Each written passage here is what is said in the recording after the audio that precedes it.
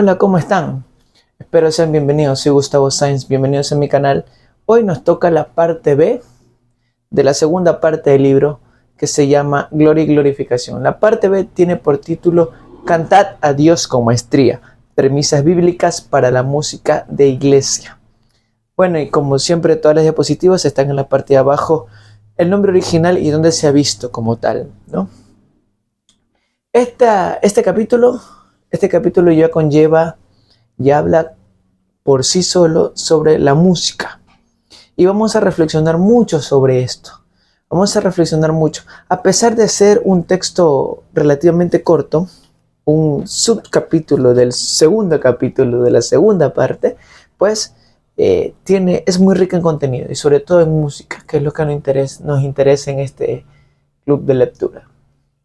Vamos a comenzar sin mayor vacilación, vamos a ir directo al grano. Cantad a Dios con maestría, premisas bíblicas para la música de iglesia. Y bueno, voy a ir poco a poco, ¿no? La primera parte comienza: problemática actual entre iglesia y cultura. La relación es conflictiva por ambas partes. Desde finales de la Ilustración, la fe y la cultura de cada época se han ido distanciando progresivamente. El Renacimiento y la Reforma significaron una primera crisis. En la Ilustración se produce una verdadera revolución cultural, una emancipación definitiva de la cultura frente a la fe. La Iglesia parece haber quedado rezagada en una especie de subcultura que se sitúa al margen del gran río de desarrollo cultural. Bien, hasta aquí voy a poner una pausa. ¿Por qué? Porque estamos hablando mucho de lo que es la secularización. ¿Qué es la secularización? Prácticamente separar lo que es el Estado de la Iglesia. Entonces, la Iglesia comienza a tener menos relevancia en cuestión a la Edad Media, ¿no? Y por eso pone aquí Ratzinger en el tercer párrafito que ustedes en la tercera línea, sí, tercer fragmento que pongo ahí: el Renacimiento y la Reforma significaron una primera crisis. Es decir, termina la Edad Media, comienza el Renacimiento. En la Edad Media ya había pasado lo que es la Reforma litúrgica, el protestantismo, la Reforma protestante, perdón, el protestantismo había pasado y fue como una primera crisis de ir apartando, ¿no? La iglesia de toda la cultura, todo el bagaje cultural que se estaba formando. Es en el Renacimiento, y yo me atrevo a decir a partir de Descartes, donde comienza la subjetividad. Comienza, a pesar de que Descartes habla de Dios, comienza a primar este racionalismo sobre lo que es la fe. Entonces, a partir de lo que es el Renacimiento, podemos ir ya, la secularización se va tomando terreno. Entonces, en la Ilustración, como dice Ratzinger, es donde se produce la verdadera revolución cultural. Es donde la cultura se separa totalmente de la iglesia. Puedo poner pensadores como Kant, donde ya ven el arte de una manera totalmente separada de la fe, a pesar de que sí hay términos de fe en la filosofía kantiana, pero ya comienza a separarse mucho.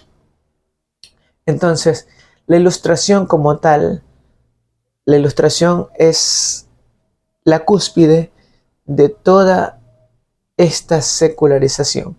Luego siguen las consecuencias, ¿no? Estamos en el Renacimiento, siglo XV, siglo XVI, pasamos al XVII, el XVIII, estamos en el XIX, que es una de las consecuencias que narra Ratzinger, pero en pocas palabras es la secularización en la Ilustración, donde totalmente separan lo que es la cultura de la iglesia. Y por lo tanto, al hablar de cultura, estamos hablando de arte, de música. Sigue Ratzinger: consecuencias. La reforma ceciliana, frente a la evolución musical producida durante la segunda mitad del siglo XIX y principios del siglo XX, estos movimientos subculturales crearon obras de tan alto rango como los productos de la gran corriente cultural. Me explico. Al haber fuera de la iglesia, esta cultura emancipada totalmente de la fe, de lo que es la iglesia, se produce dentro. Es inevitable que esta cultura vaya metiéndose en la fe. Entonces se producen movimientos que van en contra para apartar un poquito esa cultura ilustrada, que más adelante la va a abordar Ratzinger. Entonces, la reforma siciliana, que es un movimiento, una reforma musical y litúrgica, ¿verdad? Que ocurrió en la iglesia a finales del siglo XIX, busca restaurar la práctica del canto gregoriano. Entonces, el canto gregoriano para la reforma siciliana es la manera más culta de elevar, la manera más sagrada, la manera de calidad musical, la mejor calidad musical de elevar la música en la liturgia. Entonces, eso afecta a la percepción de lo sacro, ¿no? En ese sentido, pues la reforma siciliana es una respuesta a toda esta cultura secular que estaba tratando de meterse en la iglesia. A finales del siglo XIX, obviamente en el siglo XIX tenemos compositores como Richard Wagner con la ópera.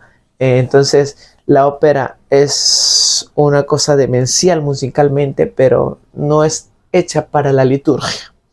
Entonces, es un ejemplo muy general que doy, porque no puedes meter la ópera dentro de una misa, dentro de la liturgia. Entonces, la reforma siciliana es una consecuencia porque hay muchos más movimientos cristianos católicos que comenzaron a pelear contra esto. Hay un libro muy bonito de Byung-Chul Han que me acabé de leer, pero habla desde el protestantismo. Muy interesante la tesis de Hank, porque él dice que también el protestantismo peleaba contra esta calidad musical cultural, ¿verdad? También se metía en el protestantismo y él peleaba incluso hasta con los órganos. Lo único que valía era la música vocal, etcétera, etcétera. En ese libro que se llama, si mal no recuerdo, Buen Entretenimiento, ahí habla un largo capítulo, breve capítulo, sobre la música y cómo peleaba el protestantismo por su identidad musical. Entonces, viendo estos movimientos como la Reforma Siciliana, que todo ese poder cultural, ¿verdad?, hacía que la Reforma Siciliana sea pequeña y sea una especie de subcultura, dice Ratzinger. Pero estos movimientos subculturales también hicieron obras musicales de muy alto nivel. Entonces, ya lo vamos a ver. Dice Ratzinger, pero en conjunto, el desfase es cada vez mayor y las dudas sobre la expresión cultural adecuada de la fe se manifiestan claramente en la confusa amalgama de ensayos culturales y pragmatismos aculturales de la iglesia de hoy. Bueno, en ese sentido, como he hablado, ¿no?, ya dije hace un momento, el que se me viene primero a la cabeza es Immanuel Kant. Tiene una obra que se llama La crítica del juicio, donde habla sobre arte, y tiene otra obra también que se llama De lo sublime, que también habla mucho sobre arte y lo que es sublime, ¿verdad? Entonces, pero tiene un elitismo cultural que más tarde abordará Ratzinger. Entonces, Ratzinger comienza diciendo que, en fin, todo este pragmatismo termina por meterse generalmente en la corriente de fe. Prima para después de la Edad Media y el siglo XIX, ya está primando por encima de la fe el arte secular, ¿verdad? Entonces, el arte secular prima sobre la fe, en este caso, el arte sacro. Sigue Ratzinger. El abandono de la base religiosa tuvo igualmente sus consecuencias para la cultura moderna. Aquí he puesto tres puntos para diferenciar lo que nos dice Ratzinger. Dice, una desorientación que le impide contestar a su propio quo vadis. Está en latín, ¿no? Quo vadis, ¿qué significa? Hacia dónde va el objetivo de la iglesia, ¿no? Es una desorientación que tú le preguntas al cristiano dentro de su base religiosa, ¿hacia dónde vas como cristiano? Tú vas a decir a Cristo, pero no sabes, pierdes el camino y comienzas a desorientarte, porque toda esta secularización te ofrece muchísimos caminos, pero realmente el camino hacia Cristo comienzas a desorientarte por el motivo en que estás inmerso en este mundo. Eso nos narra Ratzinger como una consecuencia. Déjenme ir también con mi libro para no perderme en las páginas, porque me suelo perder mucho en las páginas, me enfoco en las diapositivas y no en las páginas. Bien, ya me ubiqué. Estamos en la página 114. Dice, el arte es lo que no desempeña ninguna función, sino que existe sin más. Bien, aquí es donde yo me quiero detener un poquito. El arte, al menos como me lo han enseñado a mí en la universidad, ya tercer nivel, me recordó mucho esto. Este fragmentito, el arte, es lo que no desempeña ninguna función, sino que existe sin más. El arte por el arte me recordó mucho a mi universidad. Teníamos materias que hablaban eminentemente de arte y filosofía del arte y todo. Y sí, vimos muchos filósofos de la ilustración. Más allá de Platón, se pasó por alto totalmente la Edad Media y me acuerdo que vimos directamente a Kant, a Hegel, a Teodoro Adorno, a José Luis Pardo, y se saltó todos esos casi 1000 años. Entonces, pero un factor común que se repetía en estos pensadores, apartándonos de Platón, sino de prácticamente desde la modernidad en adelante, en cuestiones de arte se referían a que el arte tenía su propia, ¿cómo decirlo? Todas estas corrientes a partir de la modernidad, el arte era vivir el arte por el arte, hacer arte por el arte, ¿no? Y no tenía una implicación útil, no tenía una implicación servicial hacia algo o pasional hacia algo. No, el arte debería existir por sí mismo, ¿no? Y eso implica que existe sin más. El arte es algo existente por sí mismo, que ya más tarde lo vamos a abordar. Sigue. En lo que se refiere a la música, son evidentes las aporías en que ha incurrido este arte en su forma totalmente profana. Hay debates de callejones sin salidas, por eso le dice aporías. Si es más importante la música instrumental que la música vocal. Hay un montón de debates ahí, ¿no? Empezando pongo de ejemplo la novena sinfonía de Beethoven. Beethoven marcó un antes y un después con la novena sinfonía. Al meter coro en la novena sinfonía, comenzaban los debates si había música absoluta, si había música pura, si la música vocal era música como tal, o la música estaba subyugada al lenguaje. Entonces la música absoluta te va a decir al final del día, no, es la música instrumental, la música por la música como tal. Entonces es una consecuencia, ¿no? Porque comienzan los callejones sin salidas. Entonces, ¿qué música es mejor? ¿Qué música? ¿Cuál es la buena música? La música como tal. Bueno, luego hay pensadores, un libro muy profundo sobre música que se llama La experiencia estética de Roger Scruton, lo recomiendo mucho, donde aborda esto, el debate entre la música instrumental y la música vocal. Es muy interesante. Entonces, esas son una de 3 consecuencias que pude anotar que nos dice Ratzinger sobre el abandono de la base religiosa. Dice, la música se ha escindido entre 2 mundos que apenas tienen que ver entre sí. Está por una parte la música de masas, que se presenta con la etiqueta pop como música popular, música del pueblo. Es una música que se ha convertido en mercancía fabricada industrialmente y es cotizada por su valor de venta. Está, por otra parte, una música artificial, construida racionalmente con criterios técnicos rigurosos, que cuenta con un público elitista. Bueno, la música, en este caso pone Ratzinger el ejemplo del pop. Creo que todo el mundo ha escuchado música pop en su vida, independientemente de cómo, si eres un buen músico, ¿no? Y está del otro lado aquella música que necesitas del papel de la partitura, ¿no? Me acuerdo que el año pasado yo asistí a un concierto sinfónico de boleros. Entonces, la música popular del bolero como tal estaba fundamentada en partituras y todo, pero seguía siendo música popular, ¿verdad? Y cuando el director anunció que iba a interpretarse el bolero de Ravel, es una cosa totalmente distinta, una música más elaborada, más académica, con mayores matices. No eran piezas musicales de 2-3 minutos, sino ya era una pieza musical de mucha amplitud en el tiempo.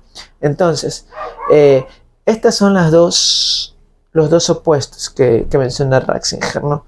Una hecha para masas y la otra hecha para cierto público que trabaja racionalmente. Eso implica que sea una música elitista. En el punto medio, dice Ratzinger, entre los dos extremos encontramos el recurso a la historia, la adhesión a la música anterior. Es obvio que la música de iglesia ocupa con preferencia este terreno intermedio, pues la música de iglesia tiene mucho que ver desde la parte popular, sí, pero también el gregoriano o el canto llano en sus inicios, ¿no? Tiene mucho que ver. Entonces es un punto medio, dice Ratzinger. Seguimos. Hoy se exige con razón un nuevo diálogo entre iglesia y cultura, pero no hay que olvidar que este diálogo ha de ser necesariamente bilateral, es decir, hay dos caminos. No puede consistir en que la iglesia se someta de una vez a la cultura moderna. Eso no puede pasar, aunque se intente un montón de veces, mucha gente intente acoplar la iglesia de Jesús, la iglesia que fundó Cristo, a la cultura de masas. La cultura debe plantear por su parte en forma nueva la cuestión de su fundamento y abrirse a una dolorosa terapia, es decir, a una reconciliación interna con la religión.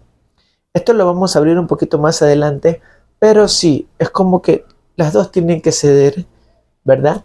En un ánimo de que la cultura no la puedes apartar a la religión, ¿verdad? Del cristianismo. Y el cristianismo no lo puedes apartar de la cultura. Entonces, tienen que ir de la mano, es lo que propone Ratzinger. Podemos encontrar un texto bíblico que muestre con la máxima densidad posible la perspectiva en que la Sagrada Escritura ve la conexión entre música y fe. En esta parte, seguimos, en esta parte entre el punto 2. Un salmo, ejemplo de las premisas bíblicas para la música en el culto. Esto responde a la pregunta que acabamos de hacer, ¿sí? ¿Existe algún pasaje de la Escritura, versículo, capítulo, donde se pueda manifestar de forma clara esta conexión entre música y fe? Y responde Ratzinger, el Salmo. La Biblia contiene su propio cancionero, el Salterio, que es el Salterio donde están contenidos todos los salmos. Dentro del Antiguo Testamento, el Salterio viene a ser el puente entre la ley y los profetas. Nació de las exigencias prácticas del culto y de la ley. Pues, es decir, dentro del Antiguo Testamento es esa conexión, ¿no? Todavía no estamos hablando del Nuevo. Esta es esa conexión entre la ley de Moisés y los profetas. Entonces, el hombre se abre a Logos y adora con él. De este modo, el Salterio pasó a ser puente de enlace entre los dos testamentos. Aquí vamos a entrar en materia de lo que se titula la segunda paja, un culto conforme a Logos, si mal no recuerdo qué es. Entonces, mire, se refiere a los salmos que ya con el Jesús, ¿verdad? Se abre la razón. Y estos salmos son el enlace entre el Antiguo y el Nuevo Testamentos. Sigue. Si sus cantos fueron considerados en el Antiguo Testamento como cánticos de David, los cristianos entendieron que estos cantos habían brotado desde el corazón del verdadero David, Cristo. La iglesia primitiva oró con los salmos y los contó como himnos de Cristo. Entonces, esta parte brevísima nos da el contexto de todo lo que va a desarrollar en esta segunda parte. Seguimos. Y aquí Ratzinger entra en materia. Y creo que Ratzinger demuestra en toda esta parte del libro la grandiosa mente que tenía. Miren lo que nos dice. Va a abordar el versículo 8 del Salmo 47. Cantad una salmodia. ¿Sí? Y nos ofrece traducciones de salmodia, que no voy a leer los nombres, pero tienen mucho que ver. Ahí ustedes pueden pausar el video. Estoy en la página 116, pero 116, 117. Pero voy a leer. Va traducido de Tañet con inspiración, canto artístico, cantad un canto artístico, salmodiad a Dios con destreza, cantar con arte. ¿Sí? Y la Septuaginta, es decir, la Biblia que fue traducida del hebreo al griego, cantad de modo comprensible, cantad con inteligencia. San Jerónimo en la Neovulgata dice esencia de la sapientia, Y San Agustín, cantar con arreglo al ars musicae, al arte musical. ¿Qué significa sapiencia? Obviamente sabiduría, ¿no?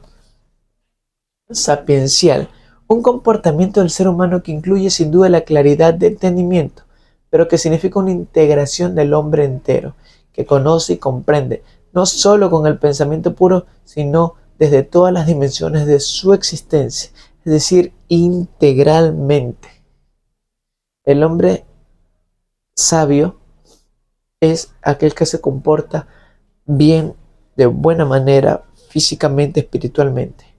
Entonces, cuando se refiere en todas estas traducciones, es importante saber, al menos en la traducción de la Neovulgata, es decir, la Neovulgata traducida, si mal no me equivoco, del griego al latín por San Jerónimo, la Vulgata, a un latín entendible, por eso se llama, era para el vulgo. Y él usa la palabra sapientia, esencia de la sapientia. Entonces, habla de la sabiduría, de un ser sapiencial. Desde todas las dimensiones de su existencia es un ser puro. Entonces, eso implica lo que es cantar una salmodia. Cuando cantas salmos, estás usando toda la sabiduría que pueda contener tu ser, tu existencia. Miren qué bonito lo que dice Ratzinger. Y se hace preguntas. ¿Qué se sigue de este imperativo bíblico para la música litúrgica y qué consecuencias comportó para la iglesia? ¿Ok? Es decir, estamos hablando con un imperativo desde la razón. Es un imperativo bíblico. ¿Y qué podemos decir? ¿Qué consecuencias trae para la iglesia? Y nos sigue explicando Joseph Ratzinger ciertas cosas. Por ejemplo, traducimos la primera con cierta imprecisión por cantat. En el recorrido de la palabra samir hasta la formulación griega, no sé cómo se pronuncia eso, salate, se produjo una evolución cultural y espiritual que fue determinante para toda la historia futura. Y aquí nos explica qué significa samir, que yo lo he visto en muchos nombres de personas, en varones sobre todo en mi país, pero tiene una implicancia, un significado muy bello. Y voy a leer esta partecita porque sí fue como que me sorprendió mucho lo que significa esta palabra. La palabra samir tiene una raíz que aparece en todas las lenguas antiguo-orientales. Significa cantar siempre con o sin acompañamiento instrumental, donde el énfasis está en el canto de un texto que suele apoyarse instrumentalmente, pero que sirve siempre a un determinado contenido.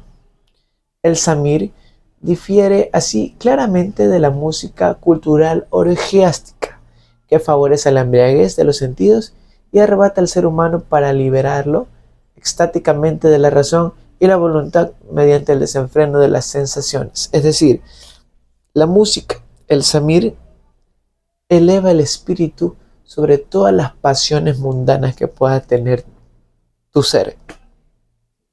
Por eso nos dice Ratzinger que el samir, este tipo de canto, que puede ser acompañado con instrumentos o no, pone por encima tu razón, y está por encima, es opuesta a aquella música que te lleva al sexo descontrolado, a la embriaguez, etcétera, etcétera, etcétera.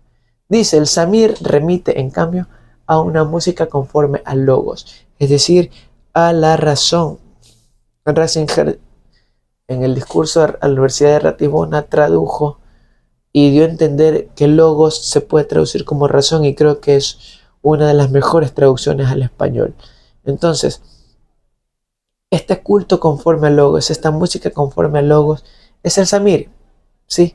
Sobre aquella música que te transmite esas ganas de embriagarte.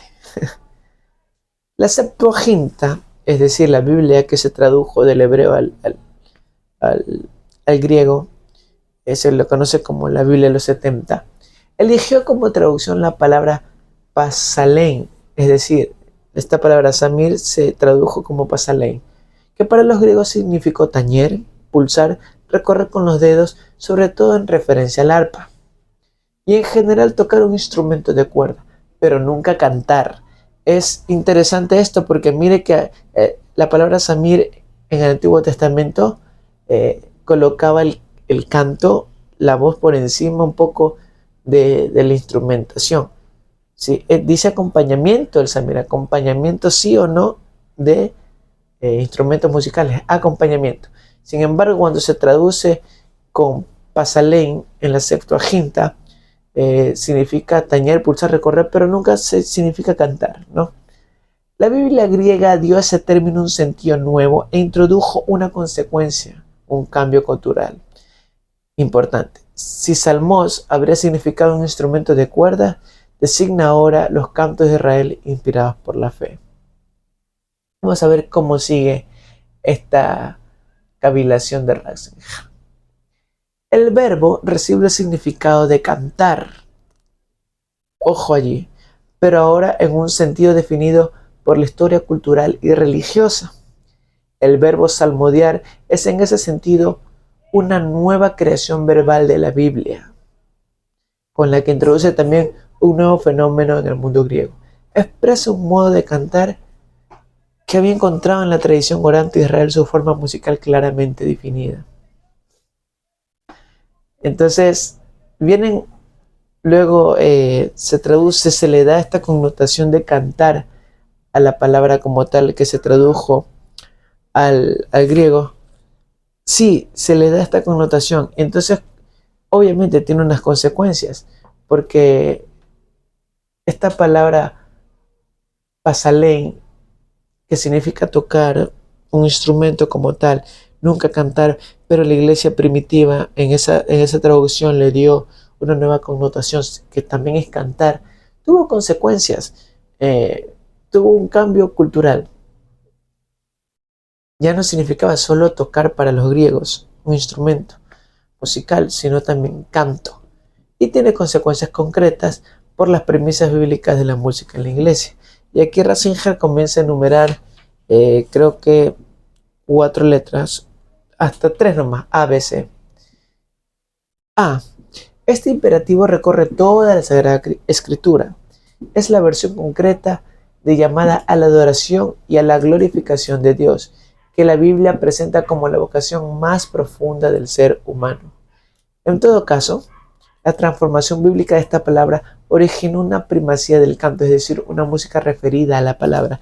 Lo dicho, al traducirse esta palabra pasalein,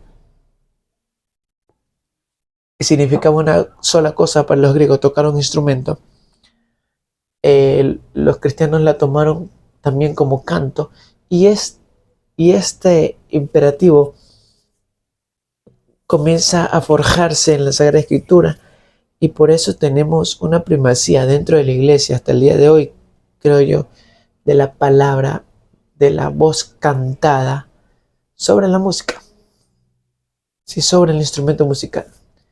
B. El imperativo musical de la Biblia no es pues del todo indefinido, sino que remite a una modalidad que la fe bíblica se procuró paulatinamente como la forma adecuada de expresión. La opción de fe comporta como tal una opción cultural. Ella moldea al hombre y excluye como paradigmas otras formas de cultura. La fe crea cultura y no se limita a portarla consigo como un ropaje interior. Es decir, cuando tú te conviertes a la fe, le das el rostro a Dios, implica sí o sí que tú tengas un cambio de vida, un cambio en tu cultura. No puedes seguir viviendo bajo la música de la embriaguez. Tienes que vivir con la música conforme a logos, conforme a la razón. Y eso debe primar sobre tu vida. Por eso la fe también crea cultura, dice Ratzinger. Esta capacidad de intercambio y desarrollo encuentra su expresión en el imperativo recurrente: cantad al Señor un cántico nuevo. Las experiencias de salvación no están solo en el pasado, sino que se repiten constantemente y exigen por eso el anuncio renovado de la actualidad de Dios. Bueno, dice muchas cosas Ratzinger, pero yo voy a leerles eh, esta partecita que dice aquí. Las experiencias de salvación, como dice, no están solo en el pasado, sino que se repiten constantemente, ¿verdad? A veces entendemos mal lo que es la eternidad. Eh, Ser eterno significa, por el contrario, ser sincrónico con todo tiempo y antes de todo tiempo. Es decir, este canto nuevo está en la eternidad participando con Dios. Vamos a lo que es la parte C. Dice Ratzinger, déjame ver, sí. La expresión canto sapiensal sugiere un arte referido a la palabra, pero a una palabra alejada del sentido racionalista superficial importante, que implica la comprensibilidad atemporal de todas las palabras. Decimos lo que podemos llamar con la iglesia antigua una música acorde con el logos. Al Dios que es la palabra creadora y dispensadora de sentido desde el principio y para cada vida, corresponde un arte que está bajo la primacía del logos, que integra la complejidad de la esencia humana partiendo de sus fuerzas morales y psíquicas supremas, pero que transporta también el espíritu desde la estrechez racionalista y voluntarista a la sinfonía de la creación. El canto sapiencial comporta tu integridad como ser humano. Las capacidades físicas, morales, intelectuales, de razón, físicas, todo comporta el canto sapiencial con un arte referido a la palabra, ¿no? La palabra como logos. Miren qué bonita reflexión de Ratzinger. La palabra como logos. Bien, entonces, la segunda versión, como arte, venía a decirnos que el encuentro con Dios desafiaba la máxima capacidad del hombre. Esta parte también es muy bonita. Recordar la teoría del arte que desarrolla el libro del Éxodo. A veces leemos el Éxodo muy superficialmente, y me incluyo, porque a mí jamás se me hubiese ocurrido esto que está diciendo Ratzinger. Dice, 3 elementos son esenciales en ella, en la teoría del arte del Éxodo. 1. Los artistas no inventan lo que pueda ser bello y digno de Dios. El ser humano es capaz de inventar por su cuenta. El ser humano no es capaz de inventar por su cuenta. La creación artística copia lo que Dios mostró como modelo. Sí, seguimos. Ya, me voy a quedar hasta ahí. Entonces Ratzinger pone, y creo que lo va a desarrollar más adelante, que el ser humano comporta referente a lo que ve de Dios, lo que es manifestado por Dios. El ser humano no es capaz de crear desde cero tabula rasa. En ese sentido vamos viendo cómo va un poco en contra el elitismo artístico. Seguimos. 2. La creación artística, tal como la ve el Antiguo Testamento, es radicalmente distinta de lo que entiende por creatividad del pensamiento moderno. Creación artística del Éxodo es que, en cambio, un participar en la intuición de Dios, participar en su obra creadora, un poner de manifiesto la belleza oculta que late ya en la creación. Esto no mengua la dignidad del artista, sino que la fundamenta. Es decir, ¿qué nos dice el pensamiento moderno con la creatividad? El creativo es el que hace algo que no existía antes. Entonces, eso hace que tú seas creativo. Pero no es así. Tienes que transmitir aquello que Dios te ha dado, es lo que nos dice Ratzinger, de modo creativo. En ese sentido, no creas desde cero. No eres creativo porque antes no se ha hecho. Eres creativo porque Dios te lo ha revelado así. Sigue Ratzinger. 3. La buena disposición, el corazón que impulsa a tales personas. Así, el buen cantor de los salmos encierra para la música de iglesia lo que el Antiguo Testamento tiene que decir sobre el arte, su necesidad, su esencia y su dignidad. Ahí está, un ser integral como cantor. Vamos al tercer punto. Aquí también nos vamos a detener mucho. La recensión del esquema bíblico en la vida litúrgica de la iglesia. Dice,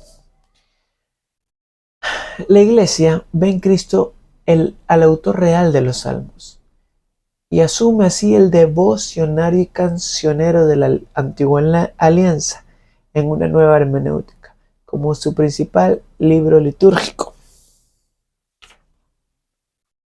Con el texto recibe la manera de cantar, la opción cultural que se había producido en la formación de la salmodia.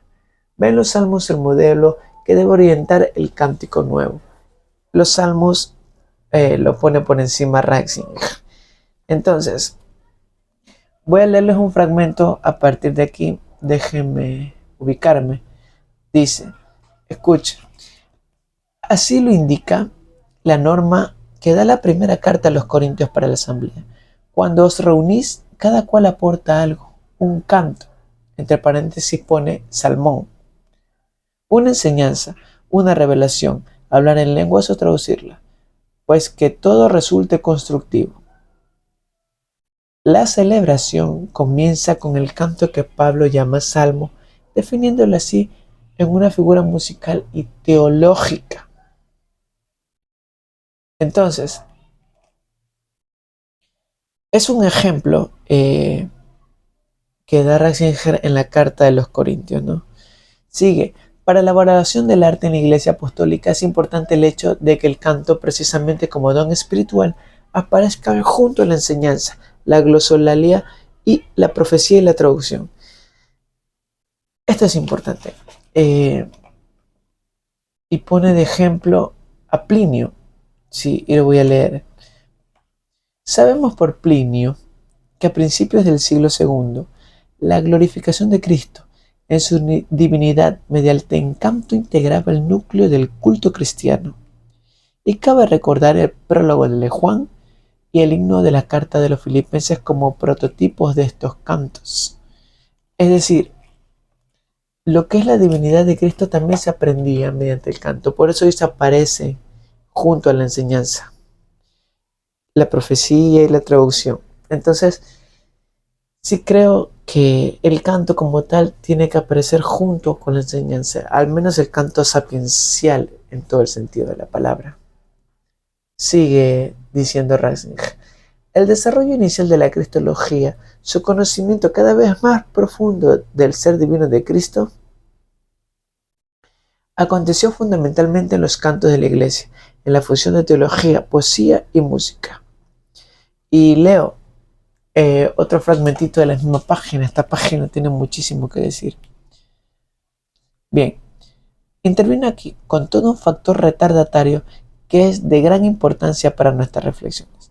El desarrollo de los cantos cristológicos al tiempo que se producía el alejamiento del mundo semítico comportaba el riesgo de una aguda helenización del cristianismo, es decir, de despojo de su ser propio como cultura y fe. Es decir, se tenía el peligro en el momento de cruzarse con los griegos, de helenizarse.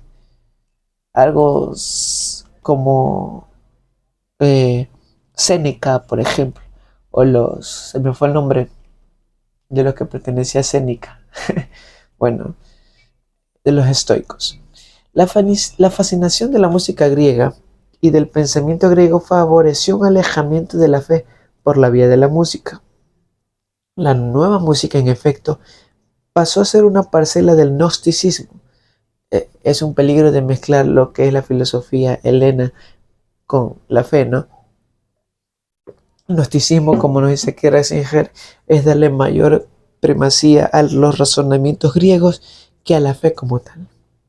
Incluso se llegó a equiparar nueva música y gnosticismo.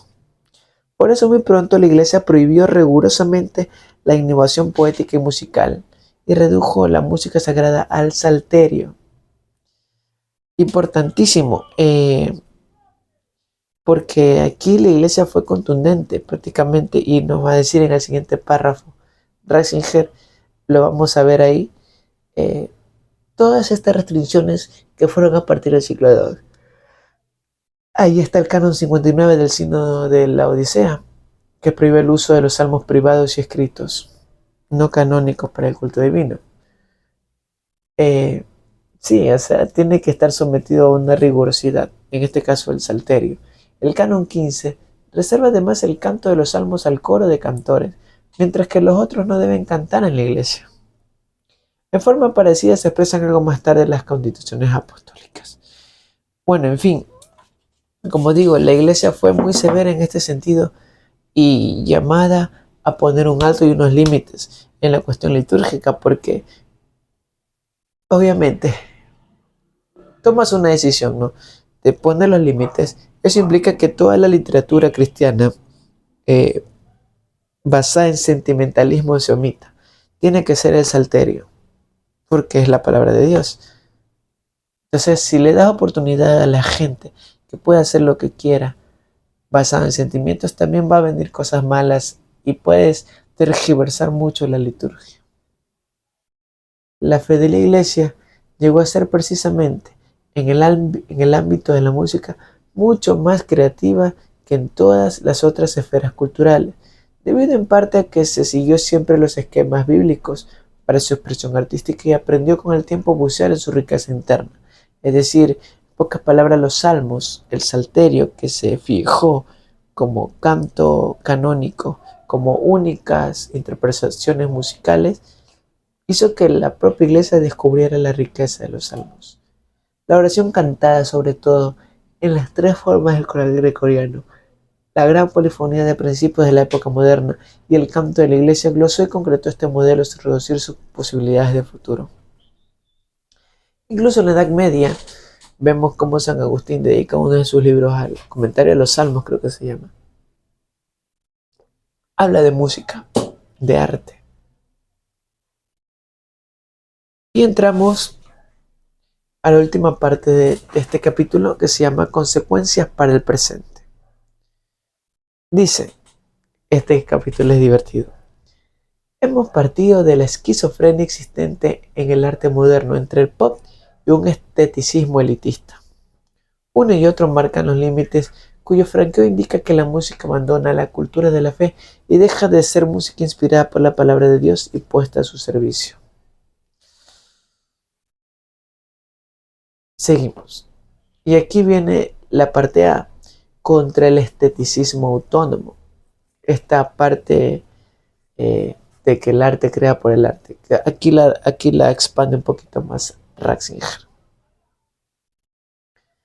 Bien. Es incompatible con los esquemas bíblicos. El esteticismo autónomo es incompatible con los esquemas bíblicos. Excluye del arte cualquier función de servicio, lo que decíamos, el arte por el arte. ¿Qué es lo que nos dice el esteticismo autónomo? El arte tiene su finalidad propia y solo puede contemplarse dentro de su propia normativa.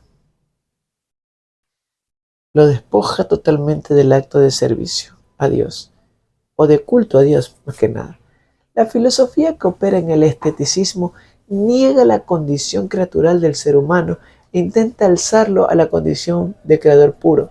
Lleva así la falsedad a la contradicción con su esencia y la falsedad impulsa a la disolución de lo creativo.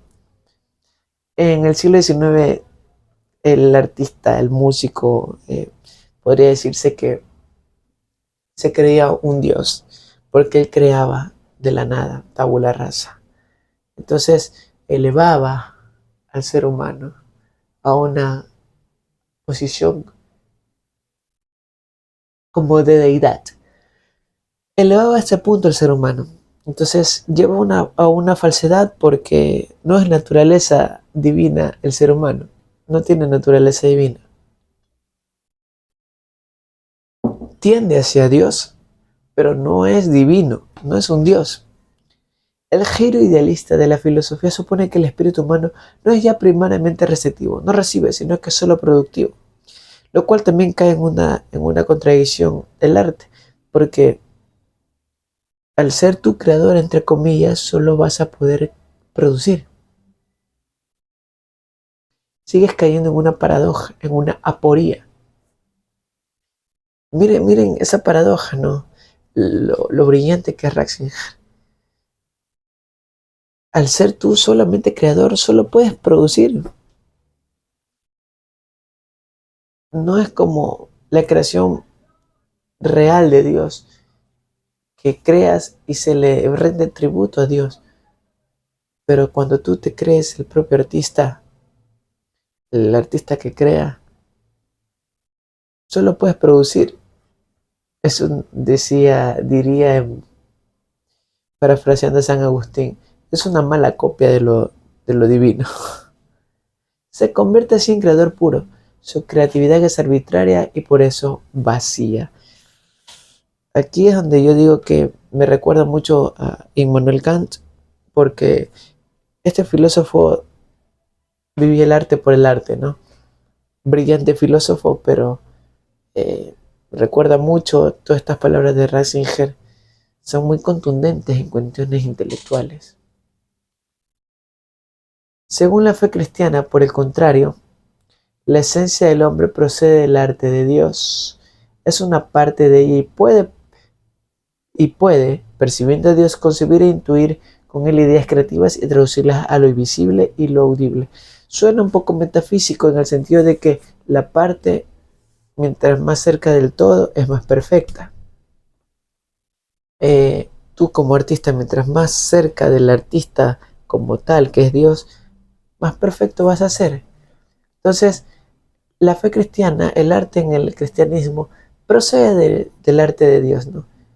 Porque tu arte es una parte de la belleza, de la realmente bello, que es Dios.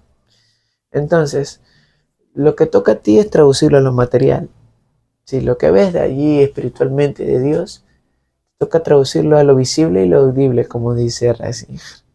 El servicio no es ajeno al arte, y solo sirviendo a lo supremo es realmente arte.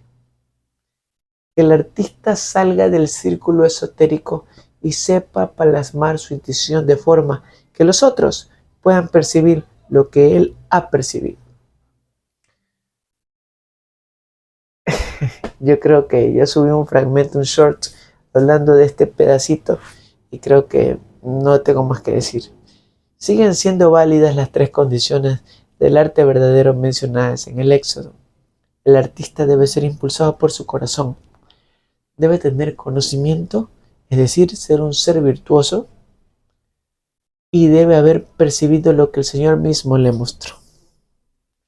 Creo que no hay nada más que decir en esa parte. La letra B, contra el pragmatismo pastoral autónomo. Si el elitismo estético es incompatible con la misión de música de iglesia, también lo es el pragmatismo pastoral que busca solo el éxito. Aquí viene algo importante. Ratzinger en anteriores videos y en anteriores escritos de este libro habló sobre el rock y el pop. Y aquí Ratzinger cuenta algo interesante.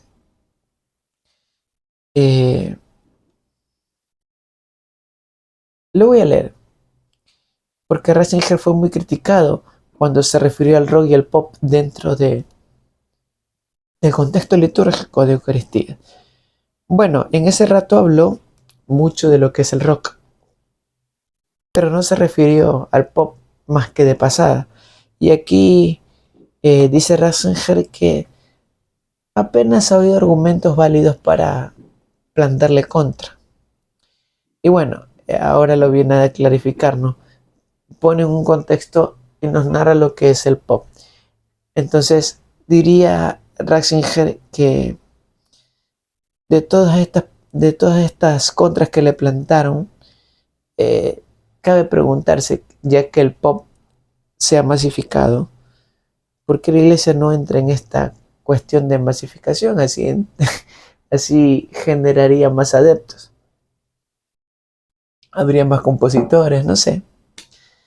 Ratzinger responde, esto se le llama música popular, ¿no? Hace una distinción en lo que es el pop y lo popular. El pueblo al que se refiere el pop es la sociedad masificada.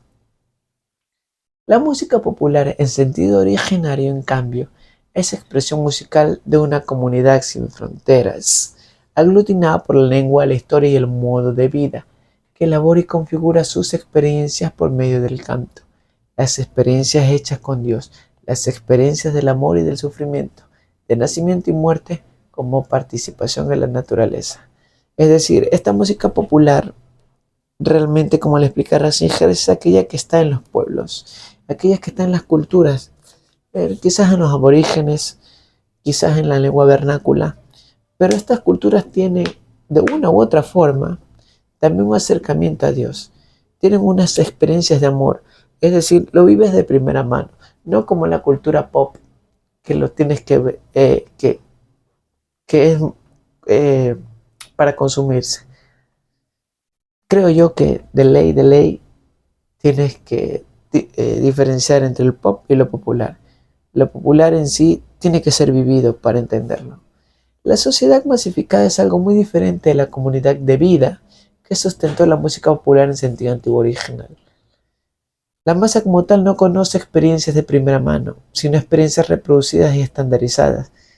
Lo que acabé de mencionar me hace acordar mucho a estos pueblos en mi país de la Amazonía, donde tiene sus propios cantos.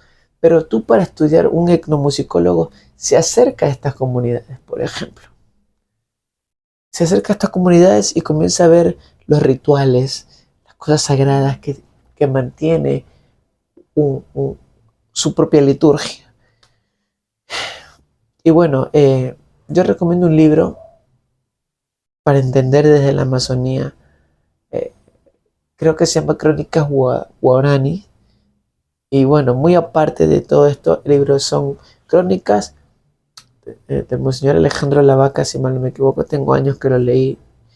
Y de Monseñor Alejandro Lavaca, cómo se enfrentaba a estas comunidades amazónicas. Y dentro habían sus rituales, uno puede leer los rituales, las rondas, todo lo que hacían, ¿no? Los cánticos, pero tenía un sentido ritual muy poderoso para ellos. Entonces, dice Ratzinger, pero esta persona tiene que acercarse a esas culturas. En cambio, la sociedad pop, la masa, el hombre de masa, le basta con reproducirlas, algo que ya la industria musical lo ha hecho para solo consumir. Por eso la cultura de masa se orienta a la cantidad, a la producción y al éxito. Eres medible por lo que consumes. Es una cultura de lo mensurable y lo vendible. En esa cultura se inscribe el pop. Entonces le responde Ratzinger en esa parte. Se fabrica pop en una producción industrial como se fabrica mercancía técnica en un sistema totalmente inhumano y dictatorial. Y aquí Ratzinger lanza una pregunta certera. ¿Hace falta mostrar todavía en detalle que este enfoque es incompatible con la cultura del Evangelio? el cual intenta rescatarnos de la dictadura del dinero, de la producción, de la mediocridad y llevarnos a la disciplina y la verdad que precisamente el pop rechaza. Es un éxito pastoral dejarnos llevar por el vendaval de la cultura de masa y hacernos así corresponsables de la reducción del hombre a la minoría de edad. Es como discutir, Chesterton ya lo decía, ¿no? Es en serio que tenemos que discutir que la hoja del árbol es verde. O hace falta demostrar todavía que este libro es rosa. Ah, no sé, es muy tajante Ratzinger con esto. La trivialización de la fe no es una mera inculturación, sino la negación de su cultura y la prostitución con la incultura. Y aquí suele ser Ratzinger un poquito contundente con esta música pop dentro de la iglesia, ¿no? Una música que no está hecha para la liturgia, pues no va en la liturgia. Una música que no está hecha para el momento de la comunión, pues no va en el momento de la comunión. Una música secular no va en una Eucaristía. Eh, Toda esta música pop no debería ir en la Eucaristía. Pero ok, comenzamos hablando de que la parte cultural y la parte de fe, la parte de iglesia tienen que ir un poquito cediendo.